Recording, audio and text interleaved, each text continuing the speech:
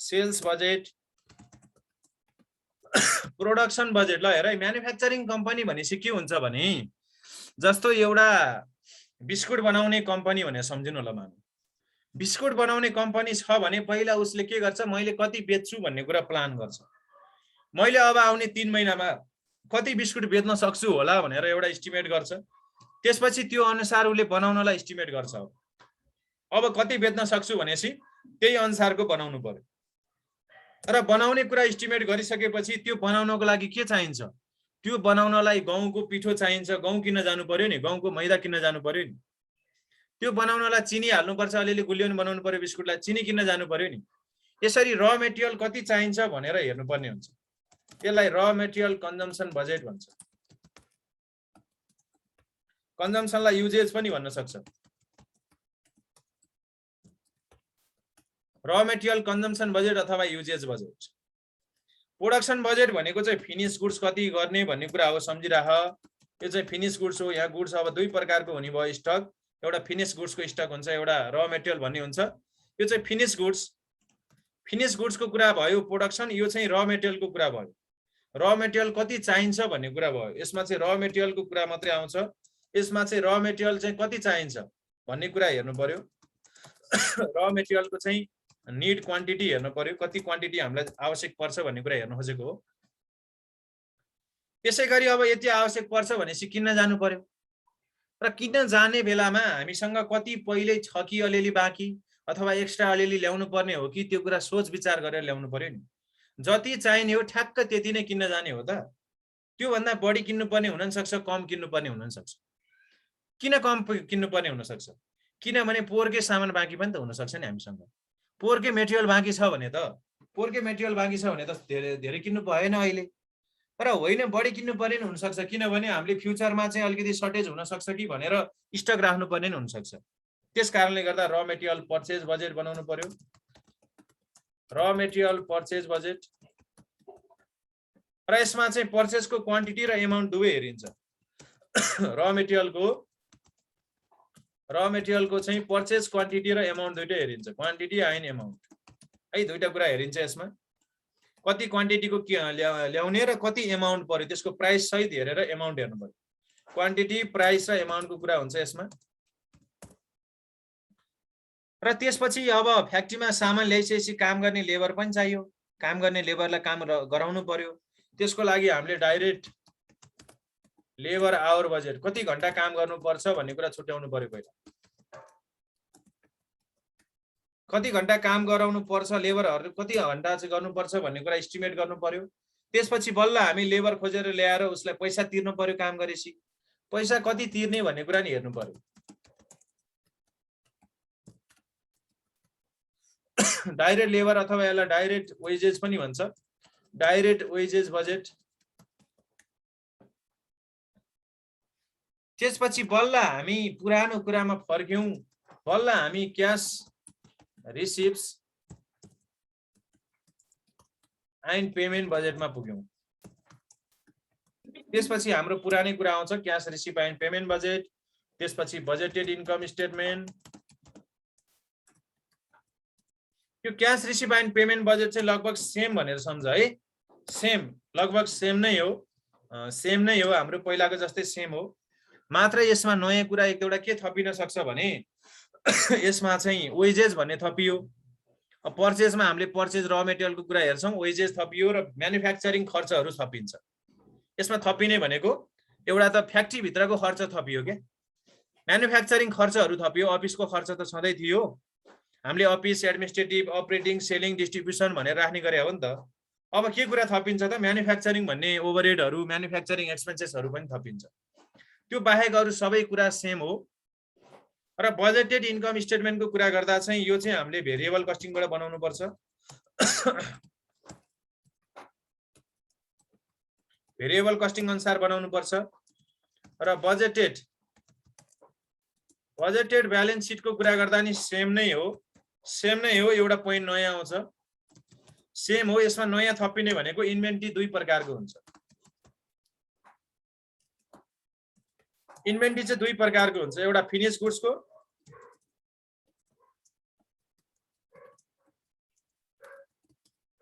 Asset साइड्समा inventory चाहिँ दुई प्रकारको हुन्छ, त्यति मात्रै फरक हो, अरु सबै कुरा सेम हुन्छ, ब्यालेन्स सिट सेम नै हुन्छ। यसरी हामीले यति बजेटहरु बनाउँछौं र यो बाहेकका अदर बजेट अरु भनेको चाहिँ एक्जाममा नआउने खालको बजेटहरु चाहिँ के हुन्छ यसमा भन्दाखेरि account receivable budget, account receivable collection budget, त्यसैगरी म्यानुफ्याक्चरिङ ओभरहेड बजेट,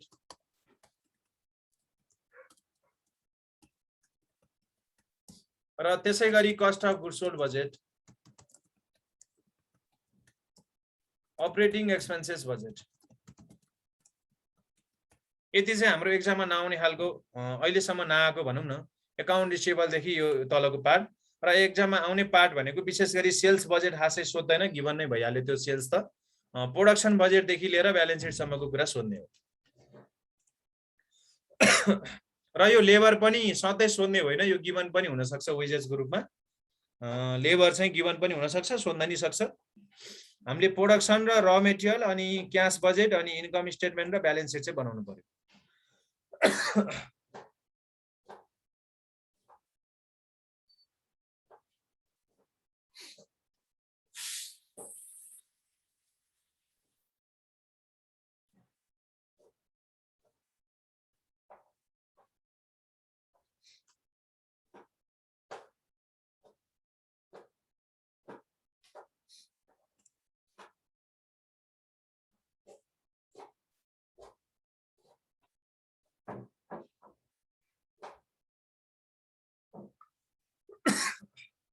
र र मेटेरियलको कुरा गर्दाखेरि र मेटेरियल चाहिँ कहिलेकाहीँ एक भन्दा बढी र मेटेरियल्स पनि हुन सक्छ।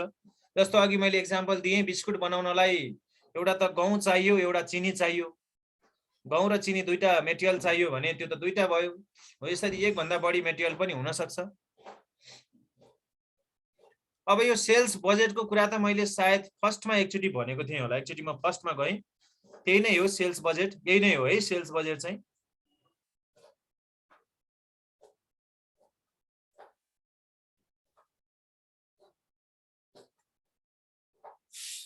सर हजुर, सेल्स बजेट गिभन हुन्छ भन्नु है, सेल्स बजेट र यो डाइरेक्ट लेबर आवर बजेट पनि गिभन हुन्छ भन्नुभयो हो? गिभन हुन सक्छ भनेको, गिभन हुन सक्छ, गिभन भएन भने नि हामीले यसरी बनाउने त हो। सेल्स बजेट हेर त के छ र सेल्स बजेटमा त, सेल्स बजेट भनेको त यति त हो नि। हजुर।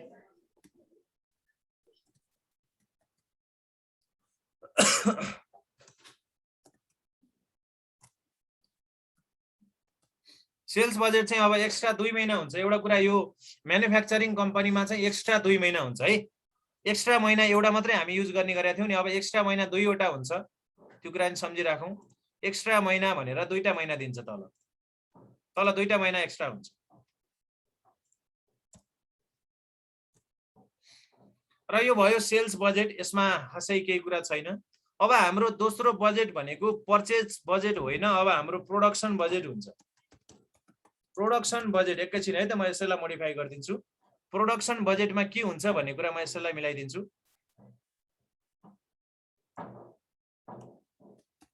सेल्स युनिट हुन्छ,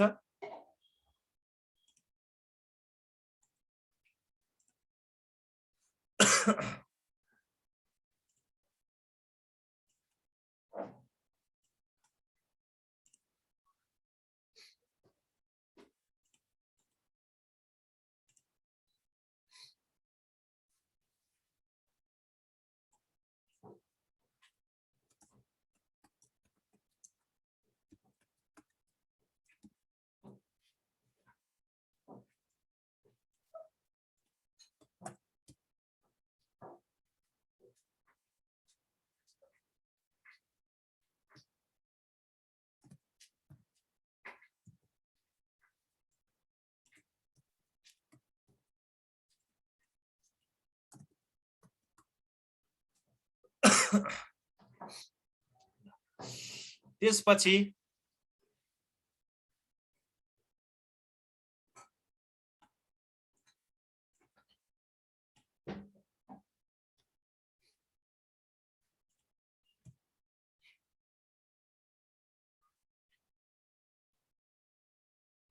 सुरुमा हामीले मन्थ राख्यौं वैशाख जेठ असार टोटल लेख्यौं 2 वटा महिना एक्स्ट्रा हुन्छ भने मैले 2 वटा महिना हामीलाई एक्स्ट्रा हुन्छ त्यसपछि सेल्स चाहिँ केमा राखिन्छ त्यसमा सेल्स केमा राखिन्छ रे युनिटमा ल हेर है सेल्स युनिटमा राखिन्छ यसमा हामीले पहिलाको बजेटमा चाहिँ सेल्स रुपीसमा राख्थ्यौं भने यसमा युनिटमा हुन्छ यसमा यो टोटल्ली प्रोडक्सन बजेट भनेको युनिटको कुरा मात्रै हुन्छ यसमा फिनिश गुड्सको युनिटको कुरा मात्रै हो यो त्यसैले सेल्स युनिटमा राख्नु पर्यो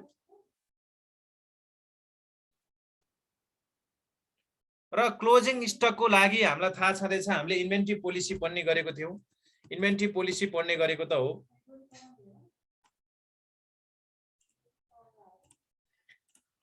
ए भनेको गिवन भइहाल्यो र बी भनेको पनि हामीलाई गिवन भइहाल्यो र सी भनेको हाम्रो इन्भेन्ट्री पोलिसी हेर्नु पर्यो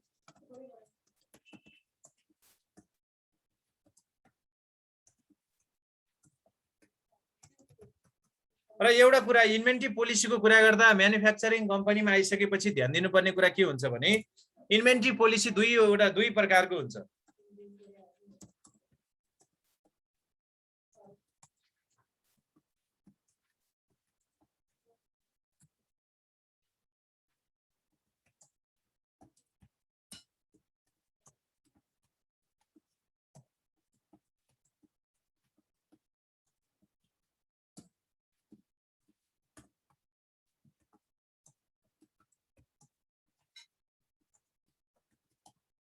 फिनिश गुड्स र र मेटेरियल भनेर दुई प्रकारको इन्भेन्ट्री पोलिसी हुन्छ ल हेर अब अहिले हामीलाई चाहिएको चाहिँ यो अहिले हामीलाई चाहिएको यसमा चाहिएको भनेको चाहिँ यो हो यो कुरा सम्झिराखौं हामीले फिनिश गुड्सको कुरा गर्दै छौं र यसमा कसरी लेखेको हुन्छ भने जस्तो सपोज मानौ यसरी लेखेको हुन्छ जस्तो sufficient inventory to meet next month sales needs लेखेको हुन्छ यसै गरी नै लेखेको हुन्छ जुन हामीले अगाडि पढ्दै आएको थियौं त्यस्तै प्रकारले नै लेखेको हुन्छ र यो र मेटेरियलको चाहिँ पछि हामीलाई अर्कोमा चाहिन्छ है अर्को स्टेपमा चाहिन्छ थर्ड स्टेपमा यो चाहिँ थर्ड स्टेपमा यो फर्स्ट स्टेपमा चाहियो यो पछि अहिले थर्ड स्टेपमा चाहिन्छ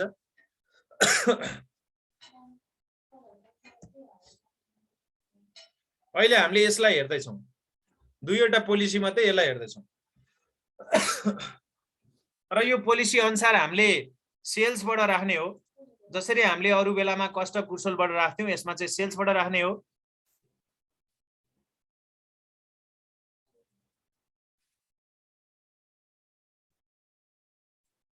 र एउटा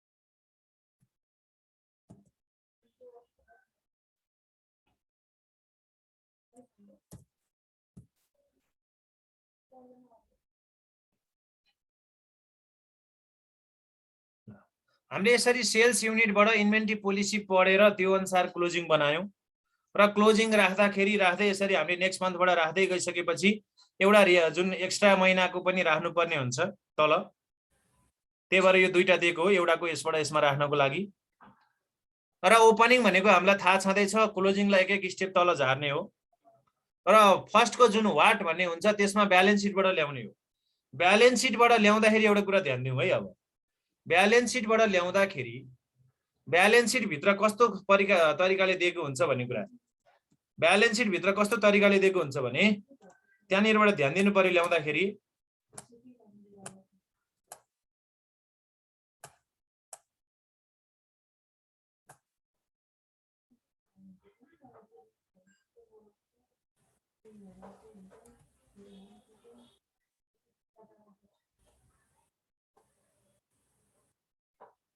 मैले यहाँ क्वेशन राखेको रहन्छ तिमीहरूले पछि हेर्लौ यहाँ ब्यालेन्स सिट भित्रबाट युनिट ल्याउनु पर्यो है ब्यालेन्स सिट भित्र के दिएको हुन्छ भने युनिट पनि दिएको हुन्छ त्यसको रेट पनि दिएको हुन्छ एमाउन्ट पनि दिएको हुन्छ इन्भेन्ट्रीमा फिनिश गुड्सको त्यो पनि युनिटलाई मात्रै ल्याउनु पर्यो यहाँनिर के ल्याउनु पर्यो यहाँनिर नोट गरिराख है त्यो कुरा ब्यालेन्स सिटबाट ल्याउँदाखेरि के ल्याउने त स्टक लिएर आउने हो, इन्भेन्ट्री लिएर आउने हो। तर कुन चाहिँ इन्भेन्ट्री ल्याउनु पर्यो? फिनिश गुड्सको इन्भेन्ट्री ल्याउनु पर्यो। र फिनिश गुड्सको पनि के ल्याउनु पर्यो त? युनिट मात्रै ल्याउनु पर्यो, रुपिज होइन, युनिट मात्रै। फिनिश गुड्सको युनिट ल्याउने ब्यालेन्स सिटबाट। ब्यालेन्स सिटबाट फिनिश गुड्स इन्भेन्ट्रीको युनिट लिएर आउने र त्यसलाई राखेपछि टोटलमा हामी त्यही लेख्छौँ। र त्यसपछि प्रोडक्सन भनेको के हुन्छ त? डी भनेको त हाम्रो previous closing of previous month भइहाल्यो।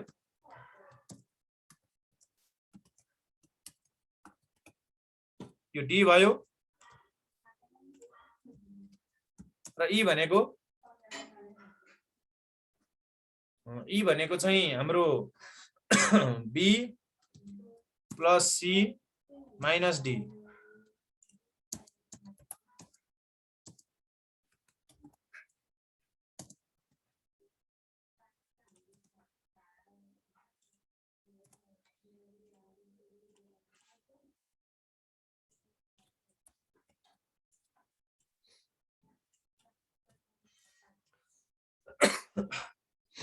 यति गरेपछि हामीले यो एक्स्ट्रा महिनाको पनि एउटा निकालेको हुन्छ।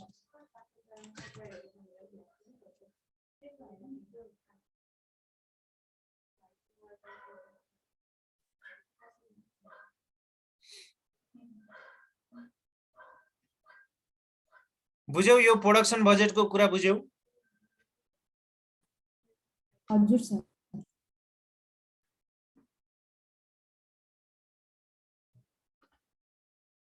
प्रोडक्सन बजेटको कुरा बुझिसकेपछि हामी नेक्स्ट बजेटमा जाँदैछौँ। नेक्स्ट बजेट भनेको हाम्रो के हुन्छ त भन्दाखेरि शेड्युल 2 मा चाहिँ 3 मा चाहिँ अब र मेटेरियल्स कन्जम्सन बजेट। र मेटेरियल्स कन्जम्सन बजेट।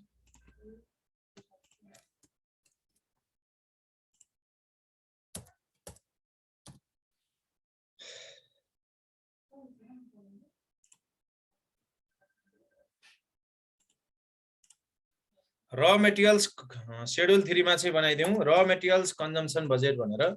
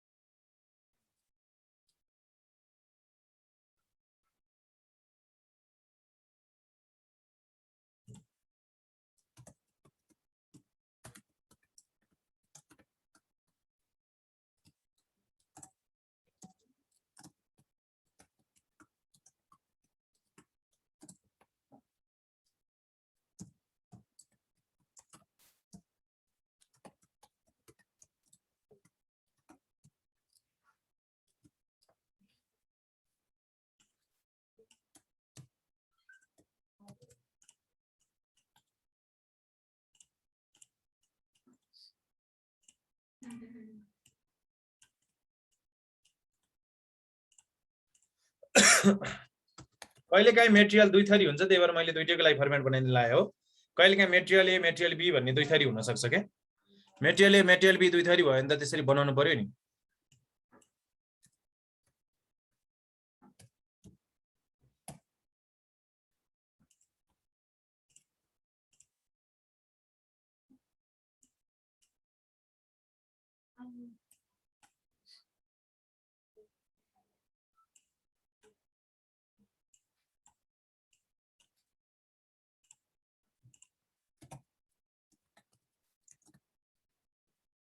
र मेटेरियल बी को पनि त्यस्तै कन्जम्सन रेट र मेटेरियल कन्जम्सन भयो।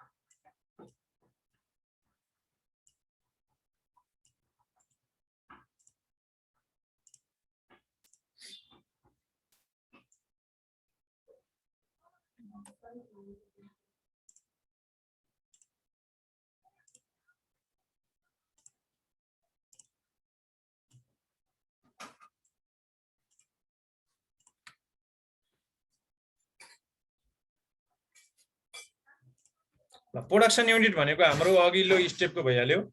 अघिल्लो स्टेपबाट प्रोडक्सन युनिट निकाल्ने ल्याउने, यसमा अघिल्लो स्टेपबाट प्रोडक्सन युनिट ल्याउने, अघिल्लो स्टेपबाट प्रोडक्सन युनिट लिएर आउने, यो सबै अघिल्लो स्टेपबाट आएको भइहाल्यो। स्टेप 1 बाट भनेको अघिल्लो स्टेप, अब स्टेप 2 भनेर हामीले अहिले बनाएको छौँ, स्टेप 2 भनेर बुझौँ है त। यो भन्दा अगाडिको स्टेपबाट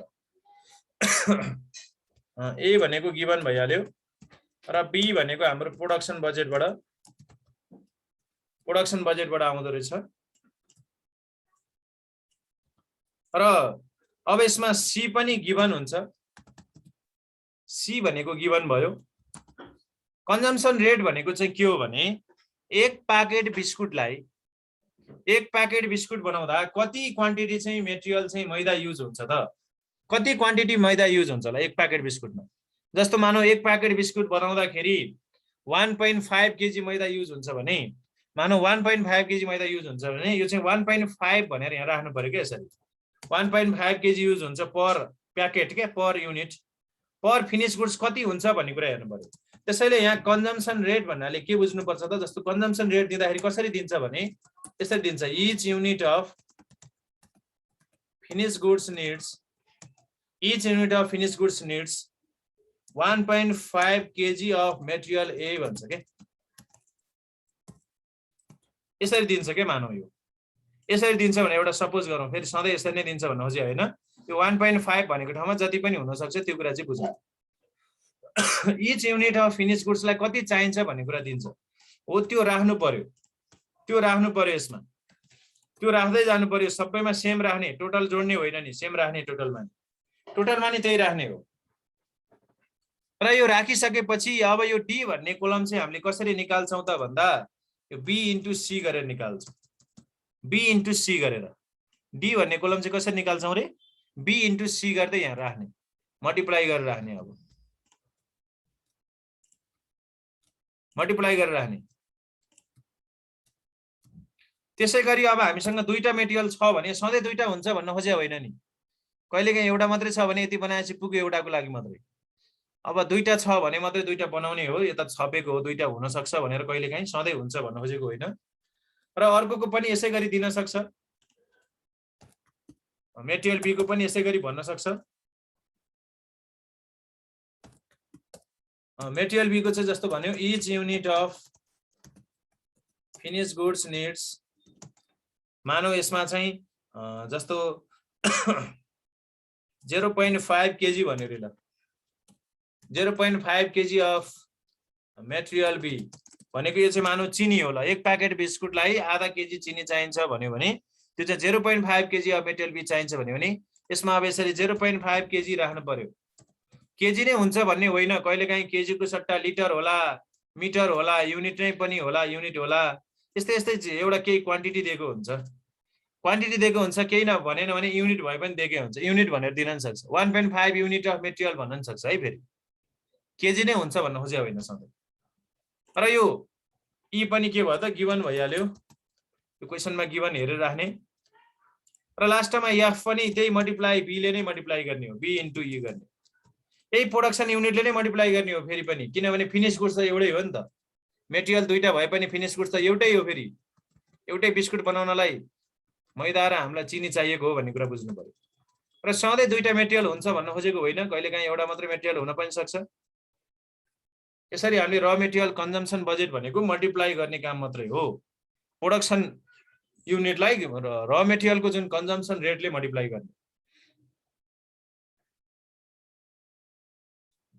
यति गरेपछि र मेटेरियल कन्जम्सन बजेट भयो।